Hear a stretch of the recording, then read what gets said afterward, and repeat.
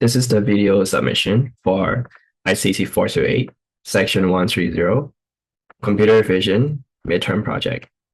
My name is Agatu. I am the lead project developer. The team members for my team are as shown in this picture. The course we are attending is ICT428, Section 130, Computer Vision and AR, Friday, 12 p.m. class.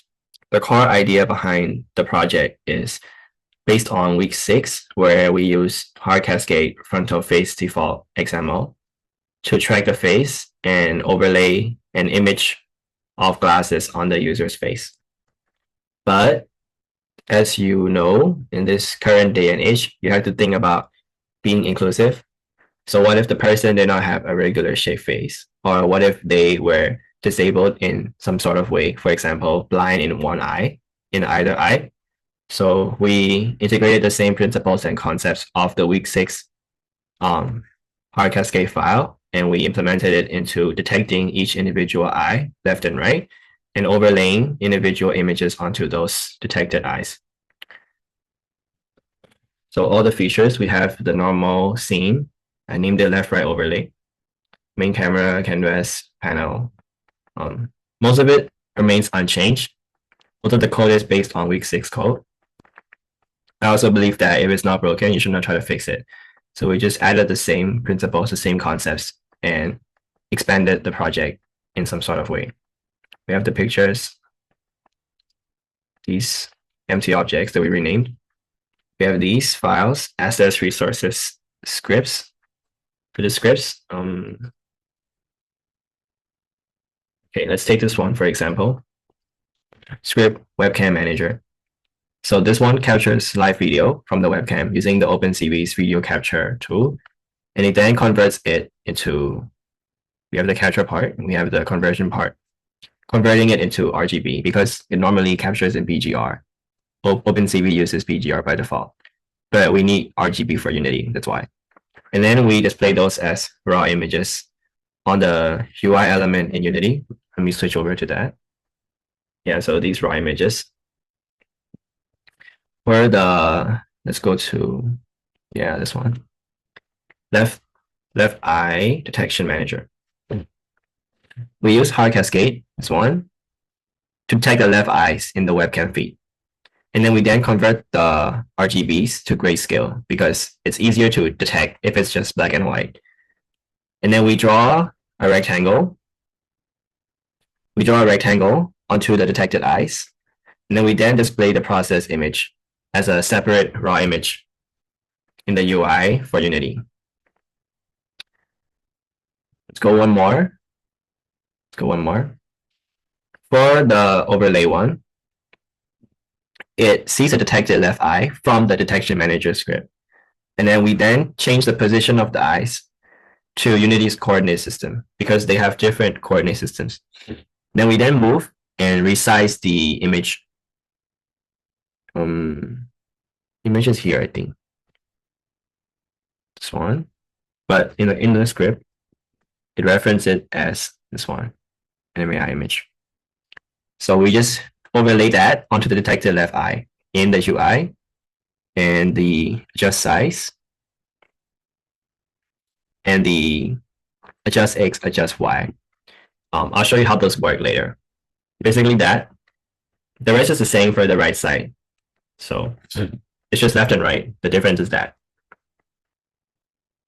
And let me show you how the fine tuning works.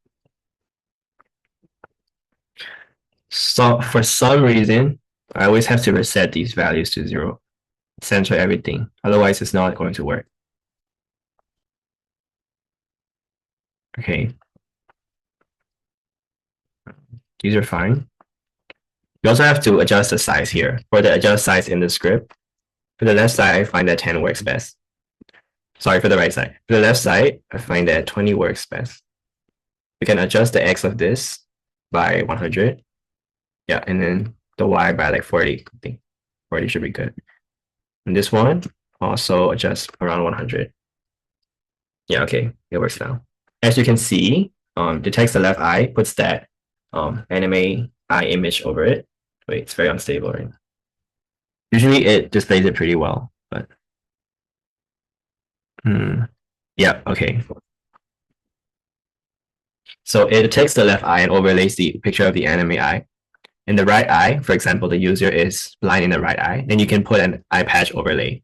This wouldn't make sense with the full frontal face detection because wearing glasses like that on someone who's blind in the right eye, it's not really inclusive in the modern day society and stuff. So yeah. For the team members' contributions, it will be shown in this picture. The parts developed individually. So for most of the coding and the UI stuff, I had to do it alone because I don't live anywhere close to them.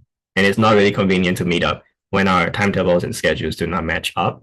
So we had to do most of the work with online communication. The source from external resources, these files, I found them in this discussion on Stack Overflow. This guy gave us the link.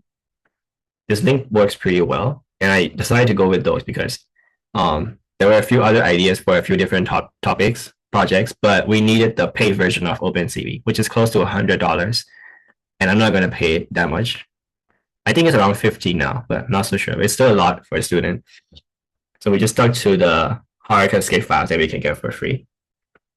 The pictures, you just get it from Google. Pretty much those two. I did buy a webcam, but I did not use it in the end because the resolution was way too high. I think you didn't really need that much for this project. It still works fine with the laptop's integrated webcam. The real world applications is just inclusiveness because in this modern day, people don't want to feel left out, and it's better to be accepting for all kinds of different changes. Yeah.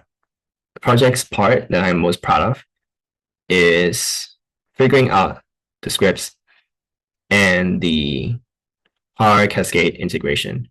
Because at first I tried the hand tracker did not really work well.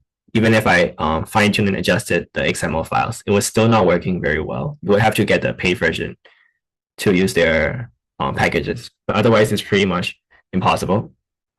And this part, when you have to change the size and X and Y again, that was pretty fun too. But mostly, I'm pretty much proud of the script part because that was the hardest part.